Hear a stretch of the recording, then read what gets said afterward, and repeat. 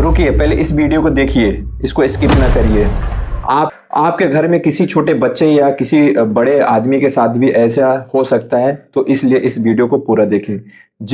जी दोस्तों, my self doctor Ashutosh Kumar Singh, ENT surgeon. दोस्तों, आपको जैसा इस वीडियो में दिख रहा है कि एक बच्चा खेलते हुए वो कूद रहा है और उसके जो है गले में कोई चीज़ फंस गई है। अब वो न खांस पा रहा है न सांस ले पा रहा है। तो ऐसी स्थिति में आपको क्या करना चाहिए? अगर आपको ऐसा कोई व्यक्ति दिखे या बच्चा दिखे जो गला पकड़ के बैठा हुआ है या सांस नहीं ले पा रहा है या जो है खांस नहीं पा रहा है, तो आपको तुरंत अलर्ट हो जाना है। आप एक छोटा सा मैन्यूवर करके आप अपने घर में या किसी की भी जान बचा सकते हैं। जी हाँ दोस्तों, आपने अक्सर देखा होगा घरों में कि लोग खाना खाते समय या छोटे बच्चे जो खेलते समय जो है कभी कभी क्या होता है, उनको जोर से खांसी आने लगती है या उन गला पकड़ के बैठ जाते हैं, उनकी आवाज़ नहीं निकलती। तो ऐसे में हमें, जी हाँ दोस्तों, इसको बोलते हैं चोकिंग, जो हमारे सांस की नली के ऊपर जाके कोई भी छोटी वस्तु जाके, या खाना हो या कोई छोटी वस्तु है, वो जाके उसको ब्लॉक कर देती है, बंद कर देती है, जिससे हम सांस नहीं ले पाते हैं और हमारा दम घुटने लगता है।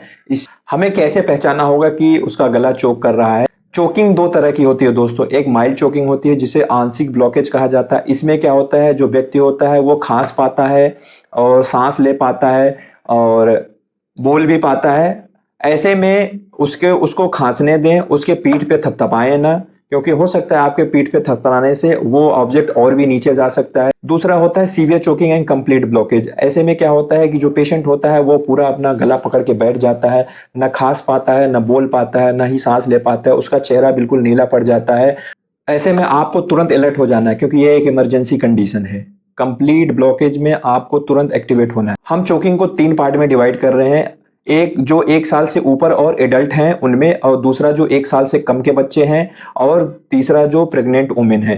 अगर उनमें ऐसा कुछ होता है, चोकिंग होती है, तो उनमें आपको क्या क्या मैन्यूवर करना। सबसे पहला, अगर 1 साल से ऊपर का बच्चा है या कोई एडल्ट है, तो उसमें हमें सबसे पहले क्या करना है, हमें सबसे पहला स्टेप होता है 5 बैक ब्लो। 5 बार पीठ में थपथपाना है। हमें क्या करना है, पेशेंट के पीछे चले जाना, खड़े हो जाना है और उसको थोड़ा सा आगे झुका के हमारे जो पीछे जो हमारे जो बैक में जो ये हड्डियां होती हैं, उसके बीच में जो गड्ढे होते हैं, वहां पे हमें 5 बार थपथपाना है। अगर पहले स्टेप के बाद भी अगर जो है जो गले में फंसा हुआ अगर वो नहीं निकलता है, हमें दूसरा स्टेप एक्टिवेट करना है। दूसरे स्टेप में हमें एब्डोमिनल थ्रस्ट देना है या जो है पेट में धक्के देने हैं। इसे हम कहते हैं हेमलिक मैन्यूवर।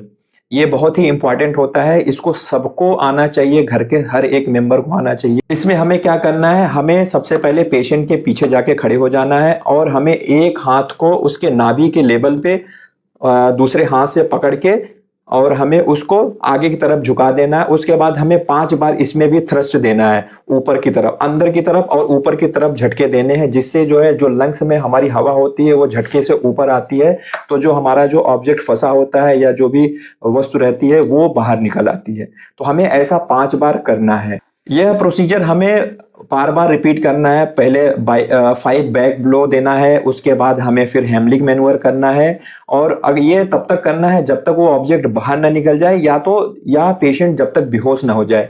अगर पेशेंट बेहोश हो जाता है तो हमें तुरंत इस चीज को वहीं पे रोक के पेशेंट का हम नेक्स्ट स्टेप करेंगे। हमें पेशेंट को नीचे जमीन पर फ्लैट पे लिटा करके हमें तुरंत जो है इमरजेंसी एम्बुलेंस को कॉल करना है, और उसके बाद हमें जो है CPR स्टार्ट करना है। दूसरा, अगर बच्चा 1 साल से कम का है तो हमें हेमलिक मैन्यूवर नहीं करना है, क्योंकि हम उसमें हेमलिक मैन्यूवर नहीं कर सकते हैं। ऐसे में हमें क्या करना है, जैसा इस फोटो में दिख रहा है कि बच्चे को पेट केवल अपने हाथ पे रख लेना है और उसके बाद उसके पीठ, उसका मुंह खुला होना चाहिए, उसके पीठ पे 5 बार फिर से हमें थपथपी करनी है। उसके बाद अगर तब भी नहीं निकलता है तो हमें बच्चे को किसी फ्लैट सरफेस पे लिटा के उसके चेस्ट पे कंप्रेशन करना है 5 बार। यह चीज हमें अल्टरनेट रिपीट करते रहना है 5-5 बार, जब तक वो चीज उसके गले से न निकल जाए। तीसरा, अगर कोई प्रेग्नेंट वुमेन है तो उसमें हमें एब्डोमिनल थ्रस्ट नहीं देना है। उसमें जो हमें पेट में जो हम झटके देते हैं वो नहीं देना है, उसकी वजह से उसके प्रेगनेंसी में कॉम्प्लिकेशन हो सकता है।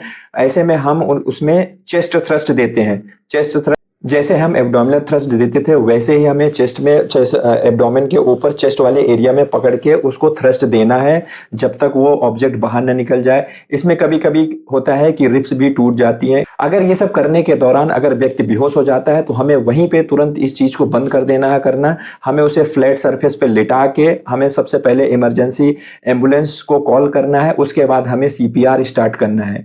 क्योंकि हम जो है अनकॉन्शियस या बेहोश मरीज में ये नहीं कर सकते हैं, क्योंकि उससे उसको चोट लग सकती है, क्योंकि वो अपने कंट्रोल में नहीं रहेगा, वो खड़ा नहीं हो सकता है।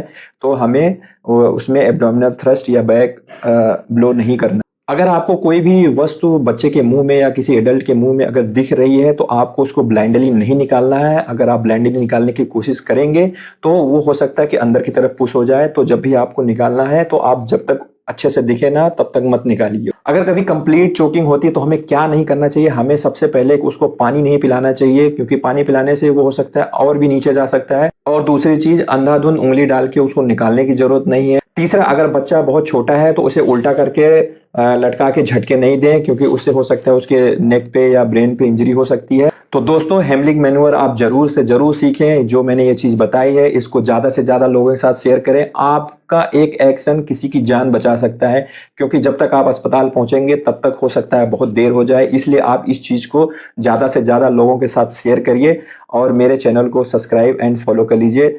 ऐसे ही रोचक जानकारियों के लिए मेरा चैनल सब्सक्राइब कर लीजिए। थैंक यू दोस्तों।